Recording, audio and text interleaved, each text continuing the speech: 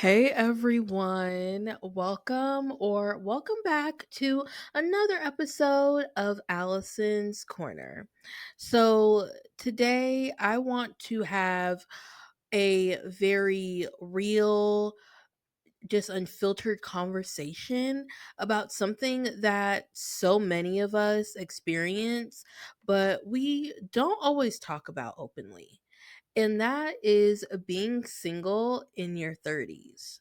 So, I had this bright idea since it's February, and February is the month when we celebrate all things love. I kind of wanted to speak about something that deals with that in a different way. Just with a twist, okay? This isn't a how to get a man episode. This isn't about fixing your singleness. No, we are not going to be talking about all of that. This is about the reality of being single in your 30s.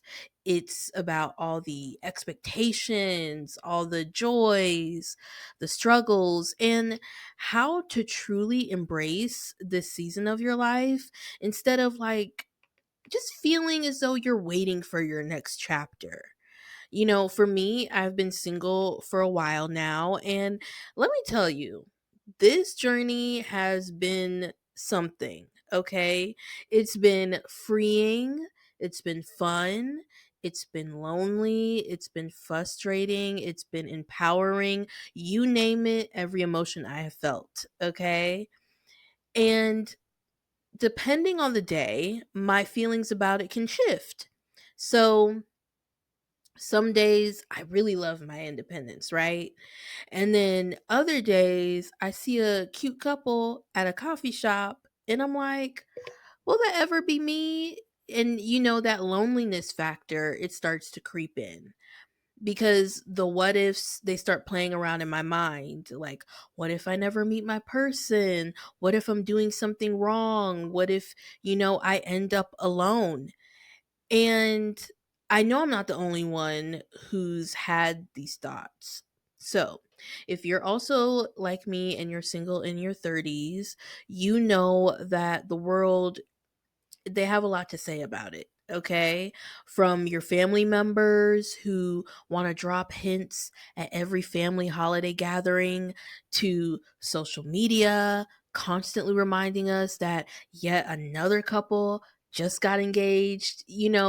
All of it. It can sometimes feel like you're behind in life. And I really want to break down the truth about being single, especially if you're in your 30s, because the expectations versus the reality, the perks, the challenges, and most importantly, how we can truly embrace and enjoy the season of our lives without feeling like we're just waiting for something to happen.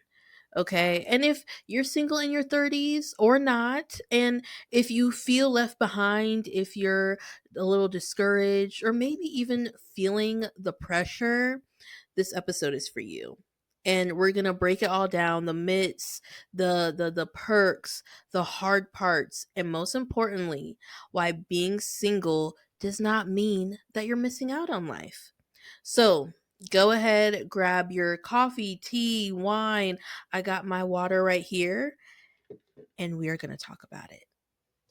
So, firstly, just want to talk about the expectations and the reality, right? So, some of the expectations that we had growing up, we were all fed pretty much the same story. You're supposed to be married at 30, have a house, maybe even a kid or two. It was pretty much presented in a way that felt as though 30, that was the milestone of adulthood. That was the beginning, because I remember being 18, y'all, and thinking by 30, I'll have it all figured out. Spoiler alert. Spoiler alert. I do not. And quite frankly, a lot of people in their 30s don't. A lot of people don't. And that is more than okay. But because this expectation has been so deeply ingrained in us, it can sometimes feel like we're off track if we don't follow a set timeline. And the reality is life doesn't work that way, because some people, they find their person at 25, and some find their people or their person at 45, and some never find their person. And that's okay, because all of those paths that people are taking are valid. And I remember I used to compare myself to my friends who were married or engaged, and I thought that they were somehow ahead of me in life. And one thing that I've learned is that marriage and relationships don't equate to happiness. Some people in relationships wish that they had the freedom that you have being single. And there are some people who rushed into marriage and they now wish that they had taken their time. And that lets you know that the grass, it isn't always greener. It's just different. And it's different for you. So, when I was like in my early 20s, I genuinely thought that by 30, I'd be living this picture perfect life. And I don't know why I thought that, because that is what society conditions us to believe. Because we see 30 when we're growing up as some type of deadline. And that is the age where we need to have it all together, where we should have met the one, and we need to be living some type of fairy tale version of adulthood. And again, that is not the case, because some people genuinely love being single and they don't want a traditional relationship at all. So, why is it that there is still this lingering pressure for you to have your relationship status all figured out by 30? Because I'm 31, I'm about to be 32, and let me tell you something, that is very outdated thinking. And still, some people, many people, feel that way. Family pressure again is real. You show up to Thanksgiving and your auntie, she's looking at you like, "Hey, are you dating anyone?" And when you say no, there's this awkward pause that follows, talking about, "Oh, don't worry, you'll find someone soon." Or you'll be scrolling on like social media like Instagram or TikTok, and suddenly everybody is engaged or everybody is married or everyone is having a baby. And even if you are happy on your own, sometimes it could sting a little bit. So if you've ever felt like you're behind, I want to stop you right there. You're not behind. You are exactly where you need to be. Your life is happening right now, and it is not on pause just because you don't have a partner. Okay, we need to do some myth busting, okay? Because there are so many misconceptions about being single in your 30s. And I have a few, and we're going to break it down. Number 1 for me is that you must be too picky. And I want to tell anybody who's ever heard that said to them that you are not picky. You have standards. And your standards are not unrealistic expectations, because let's be real, there is a big difference between being picky and knowing what you deserve. And at this age, especially at my big age, I know myself better than anyone. And I, at this age, know myself very well, because I know what I want. I know what I won't tolerate. And I would honestly rather be single than settle. Number 2, you must be lonely. I want to address this because loneliness is a part of life for everyone, single or not. I have a beautiful, full life. I have strong friendships. I have deep connections. And I have a sense of self worth that isn't dependent on a relationship. Now, do I get lonely sometimes? Yes, that is a reality. But I also know married people who feel lonely too. And number three, and this is my last one, is that you'll regret it later. Because who says so? Honestly, who says that I'm going to regret this? Because I feel like a lot of the time society thinks that women's self worth expires after 30. And that, again, is very outdated thinking because more and more people are finding love later in life. They are prioritizing their own happiness over some fake timeline that people have been creating. And truthfully, I'd rather be single and thriving than be in a relationship just because I felt the pressure to. So, one thing that I do want to talk about are the good parts of being single in your 30s because I do think that there are plenty of them. So, one thing that comes to mind for me is freedom. You get to live life completely on your own terms. You don't have to consider anyone else's schedule, anyone else's preferences, or their needs when you're making a decision. Like, if you want to move to a new city, go for it. You want to solo travel? Book the trip. Want to change careers? Go ahead and apply for the job and do it. There is no one else's life that you have to factor into your choices. And I feel like that is such a huge advantage because if we even want to be even more real, our 30s are a very transformative time. We know ourselves so much better than we did in our 20s. We've outgrown certain mindsets and relationships and situations that no longer serve us. And we've learned from past mistakes, and we have a much clearer sense of what we actually want in a partner or if we even want one at all. And I feel like another major perk that a lot of people don't talk about is the emotional and financial independence because in your 30s, I always say your 30s are like your 20s but better. You're more stable in your career. You've kind of laid the foundation and built a good life for yourself, and you don't need someone else to provide for you. And this is powerful because it means that when you do actually choose a partner, it is not out of a need, but it is out of want. And that makes such a difference. And there are even small joys that are attached to it. I get to watch my TV shows when I want. I decorate my space how I want. I don't have to compromise on meal choices. I get to be selfish with my time.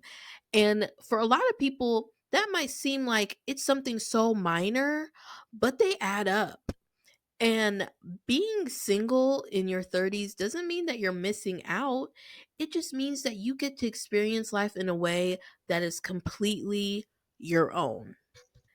Now, of course, it wouldn't be fair just to highlight the perks because being single in your 30s does come with its challenges too.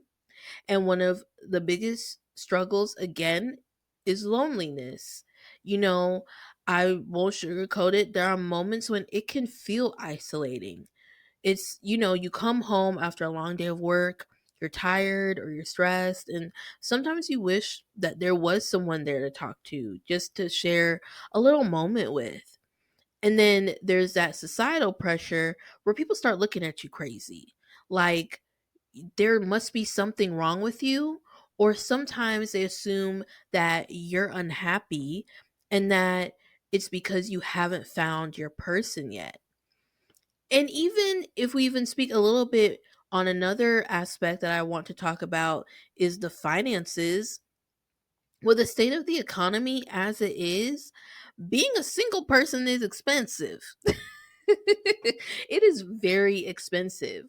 And I think a lot about how my friends who are in relationships or are married and they live in a two-person household where both people are generating income and they can rely on the other person for some of their financial needs. I cannot do that. In today's economy, it is a lot to be a single person with no dependents. It is expensive. And even if we want to even take it a step further when we talk about actually going out there and dating, dating in your 30s can be exhausting because the pool of available people becomes smaller and a lot of them come with more things attached to them. They might have ex spouses, they might have kids, some of them even might have some unresolved emotional wounds, which that's a whole nother discussion. But it can be hard to find people who are truly ready for a serious relationship. And if I even want to be more honest with you, the dating apps, they can be draining, okay? But here's the truth: being single isn't the problem because at the end of the day, it's just a relationship status. It's not a measure of your worth, it's not a measure of your success or of your happiness. And the real challenge isn't about being single, it's about learning how to be fulfilled whether you're single or you're not. So, how can we embrace being single in our 30s without feeling like we're just waiting for something to happen? I want you to, number one, reframe your mindset because instead of thinking of singleness as some type of waiting period, I want you to see it as a time to build the best version of your life.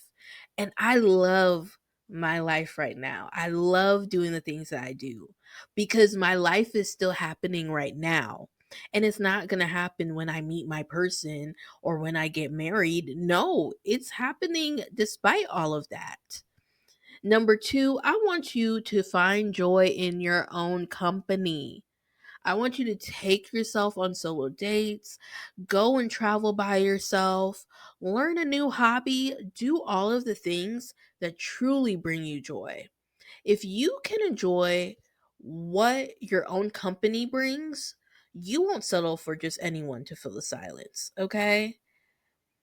And I also, number three, I want you to nurture those other relationships that you have because I really have to speak about this, especially to my ladies.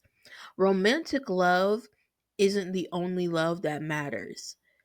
The love that also matters is when you have beautiful relationships and friendships with the people in your life, when you're able to build strong family bonds and connections, and community overall plays a very huge role in you living a fulfilling life. Okay? Number four, let go of the timelines because at the end of the day, love has no deadline. Just because you haven't met your person yet doesn't mean that you won't. It just means that your story is still continuing to happen and it is unfolding in a way that is meant for you. And last but not least, I'm going to say number five, just stay open. Don't force it. That is one thing that I've had to learn because I feel like there's such a difference when you're actively dating with an open mind and an open heart, and when you're forcing a connection out of fear of being alone. Because a lot of the best relationships come naturally when they come from a place of being authentic and not being desperate. So, the bottom line, you are whole on your own, and a relationship can be a beautiful addition to your life, but it is not the thing that completes you. You are already complete. So, if you're single in your 30s, hear me out, hear me loud and clear. You are not behind. You are not missing out. You are building a life that is yours and on your own terms. And there is no shame in being single. There is no shame in even wanting love or desiring it because both can coexist at the same time. But as we come to the end of today's episode, as always, I want to leave y'all with a quote. And this is a quote from me: You alone are enough. Okay? As always, God bless. Have an amazing day. And thank you for listening to Allison's Corner.